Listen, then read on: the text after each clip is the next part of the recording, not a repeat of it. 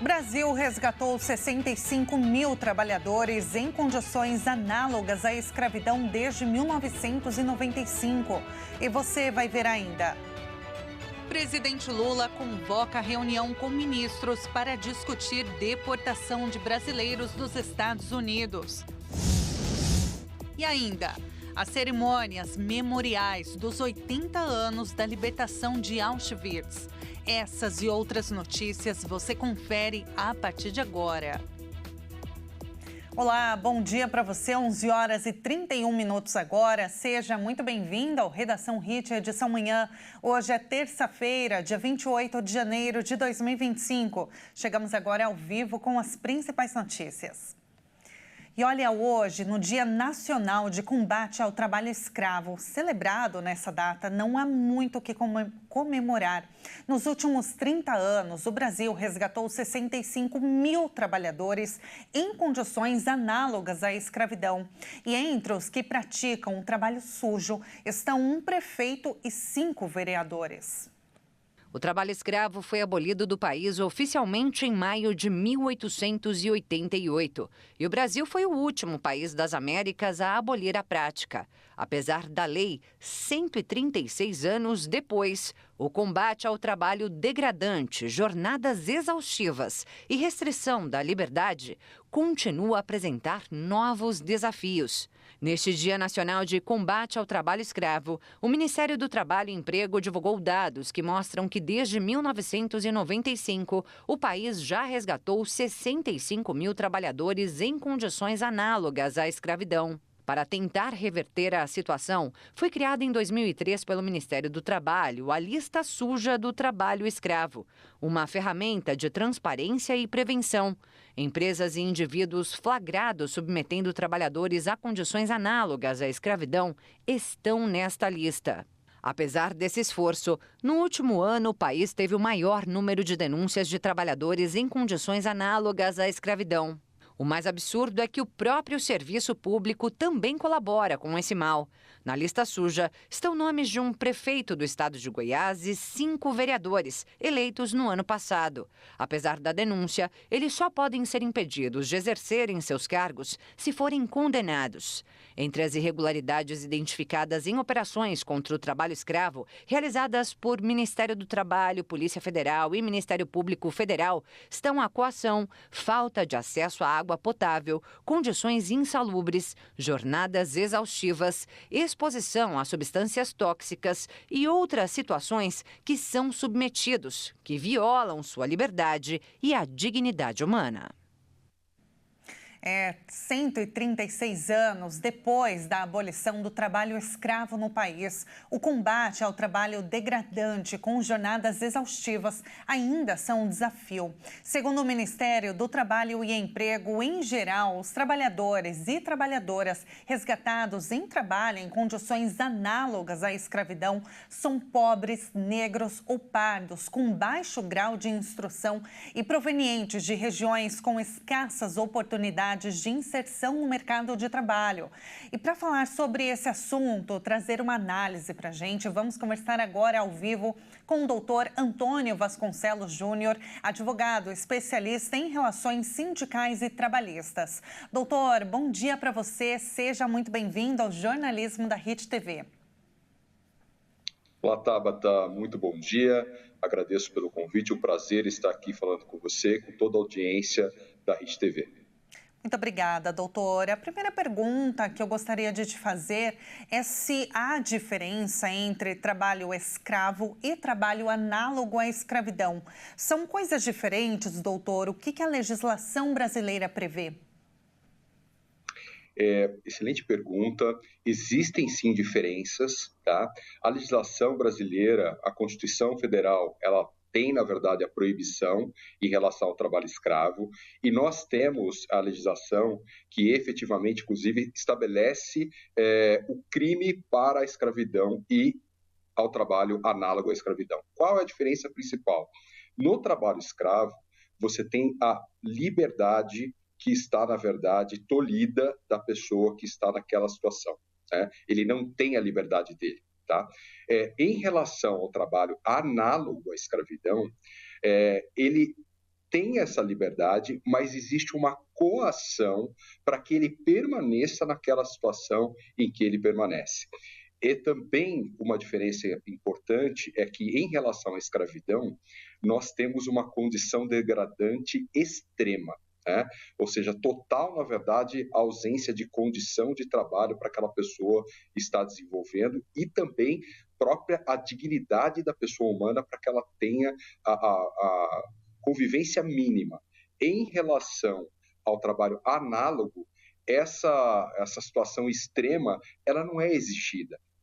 Basta que você tenha uma situação, por exemplo, em que a pessoa está desenvolvendo o trabalho sob pressão, e que ela, por exemplo, está diante de uma condição insalubre, de um calor excessivo, de uma condição, na verdade, que não é adequada para o ser humano.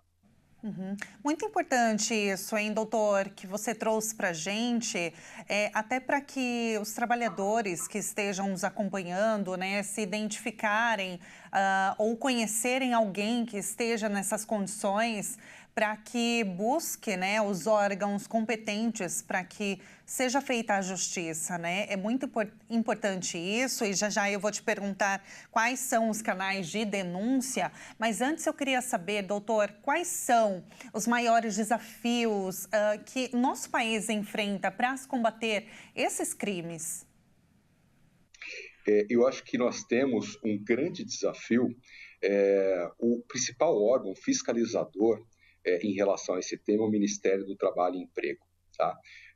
Obviamente que este órgão ele depende muito das denúncias para que efetivamente esse trabalho seja combatido.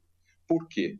Invariavelmente, Tabata, não estão, na verdade, esses trabalhos, ele não está à vista de todos, né? Ele acontece muito na área rural, ele acontece em especial em atividades domésticas, aonde a pessoa, na verdade, acaba não tendo a visibilidade do que está acontecendo em relação ao trabalho dela, bem como em algumas empresas dos mais variados setores, algum do setor têxtil e etc., em que a pessoa fica ali trancada naquele ambiente, sem muito contato efetivamente com outras, para que esse trabalho, da forma que está acontecendo, seja visualizado.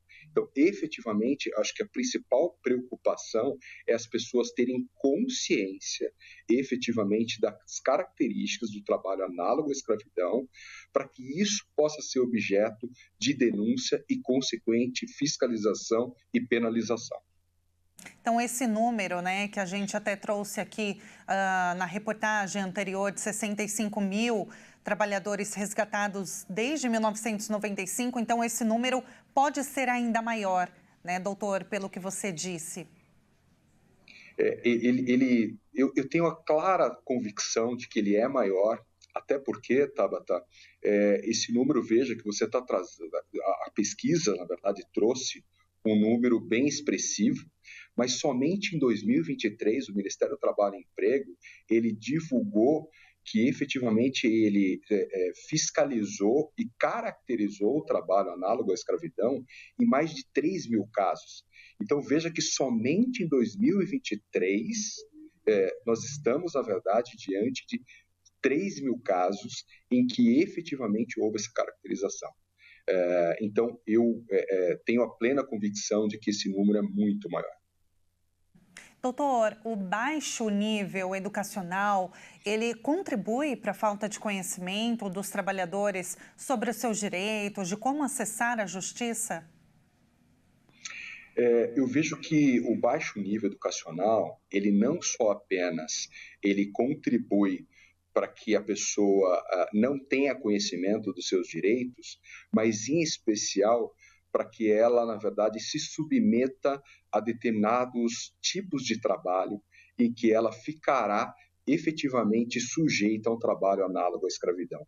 Então, pela escassez de oportunidade, pelo fato dela não ter o grau de escolaridade, pelo fato dela não ter outras oportunidades, faz com que ela fique naquela condição, inclusive achando que aquilo é normal. Né? Algumas pessoas, diante de um trabalho, por exemplo, rural, ou mesmo do trabalho na área de construção civil, pela baixa escolaridade, ela entende que aquilo é natural para ela. Uhum. Doutor, sabe o que eu queria te perguntar com relação às jornadas exaustivas? Nós acompanhamos recentemente a discussão sobre o fim da escala 6x1. Né? Esse modelo de trabalho, doutor, ele pode ser considerado análogo à escravidão?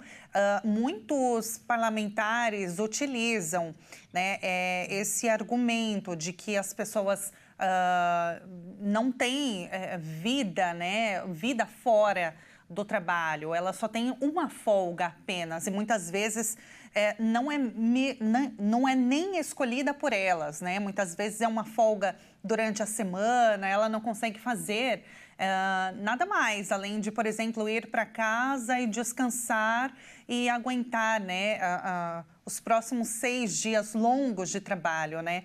Essa escala, esse modelo de trabalho, doutor, pode ser considerado análogo à escravidão ou chegar a vir ser na sua análise?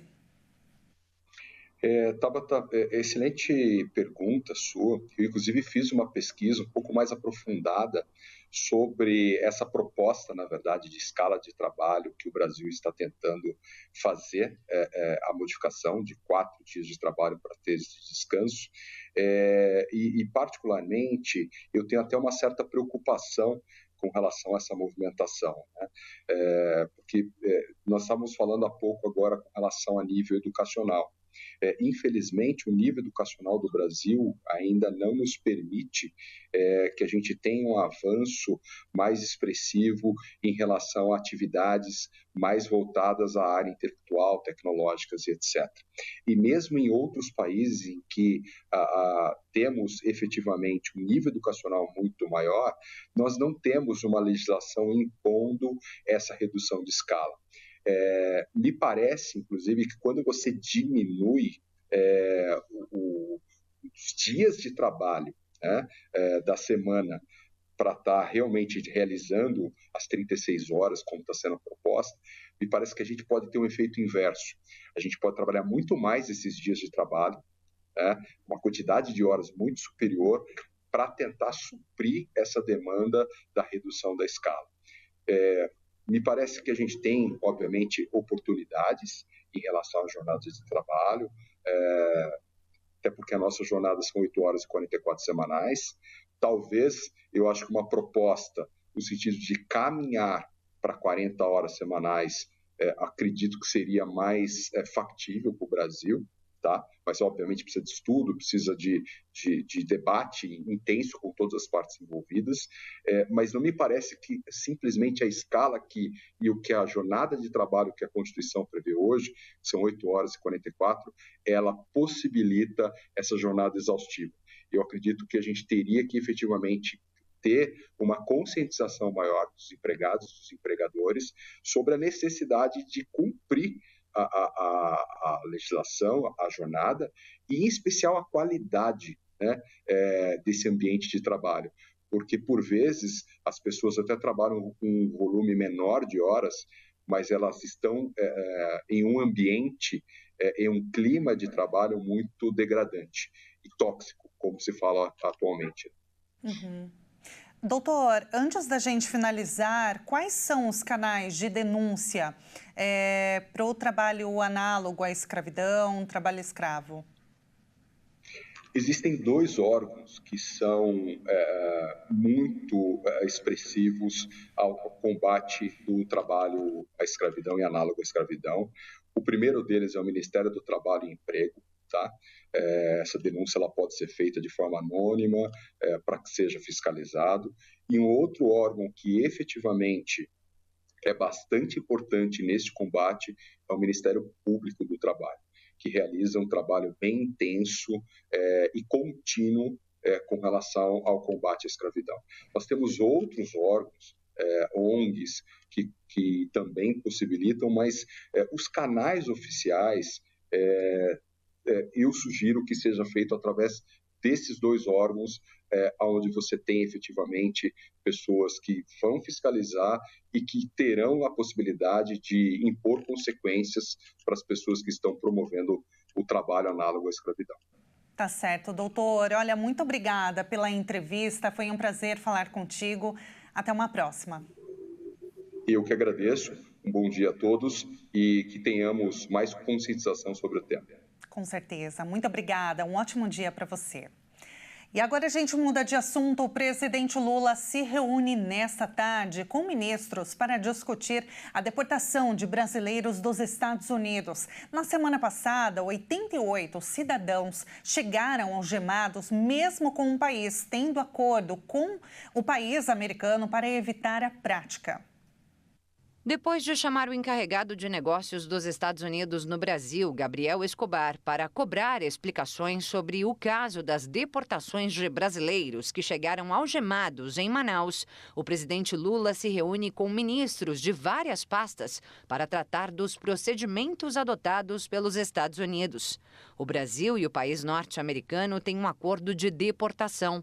Desde 2017, acertado entre os dois países que algemas só podem ser usadas em casos excepcionais de deportados. Apesar disso, na sexta, os brasileiros deportados chegaram com as mãos e os pés algemados. O Itamaraty chamou de tratamento degradante a situação em que brasileiros foram submetidos. De acordo com o Itamaraty, o uso indiscriminado de algemas e correntes viola os termos de acordo com os Estados Unidos, que prevê o tratamento digno, respeitoso e humano dos repatriados.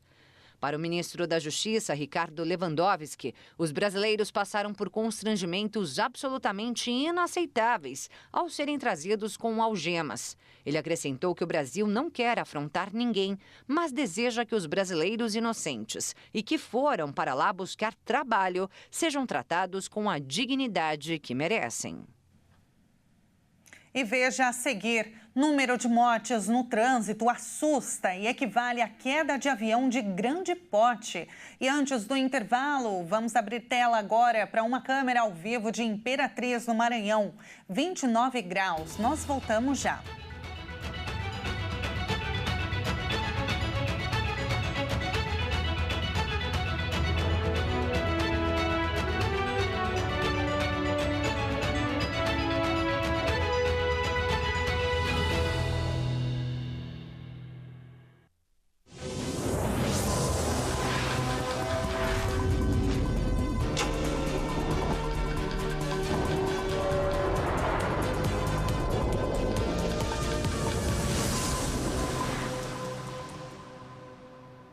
O Redação Hit está de volta agora pelo horário de Brasília, 10 minutos para o meio-dia.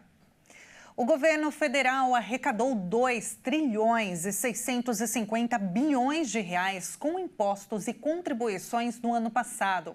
Segundo a Receita Federal, representa uma alta nominal de 14,4% na comparação com o mesmo período de 2023. E é o maior valor de toda a série histórica iniciada em 1994. Esse é o 4º ano seguido que o total arrecadado aumenta. A última redução do volume de impostos e contribuições aconteceu em 2020, ano da pandemia. E no Brasil, em apenas um dia, 15 pedestres morrem no trânsito. Os números levantados pelo Ministério da Saúde equivalem à queda de um avião comercial grande, com a perda de 450 passageiros. Entre 2014 e 2023, foram registradas mais de 60 mil mortes de pedestres no trânsito. As maiores vítimas foram pessoas entre 50 e 59 anos, com pouco mais de 10 mil mortes. Mas, nesse período, a quantidade de ocorrências fatais com pedestres no país caiu 30%. Até o fim desta década, a Organização das Nações Unidas espera que as mortes no trânsito em todo o mundo diminuam 50% em relação à década passada, entre 2011 e 2020. O Ministério da Saúde reconhece as lesões de trânsito como um grave problema de saúde pública global, gerando elevada demanda por atendimentos e internações, especialmente em UTIs. Segundo especialistas, é necessário atuar em diversas frentes para conseguir reduzir o número de acidentes fatais no trânsito. Além do pedestre, que às vezes toma a atitude de atravessar uma via em local impróprio, sem a segurança necessária, o motorista também tem boa parcela de culpa por uma atitude imprudente ao dirigir em alta velocidade, fazer ultrapassagens arriscadas e muitas vezes com uso de celular e até alcoolizado. Para reduzir o problema, especialistas apostam em soluções por meio de abordagens educativas, tanto para o motorista quanto para o pedestre, que também inclui o ciclista e o patinador. Muitas vezes, eles não têm noção das leis de trânsito. O pedestre é quem mais sofre danos em atropelamentos e, por conta disso, ele também precisa ter consciência para não se arriscar na via.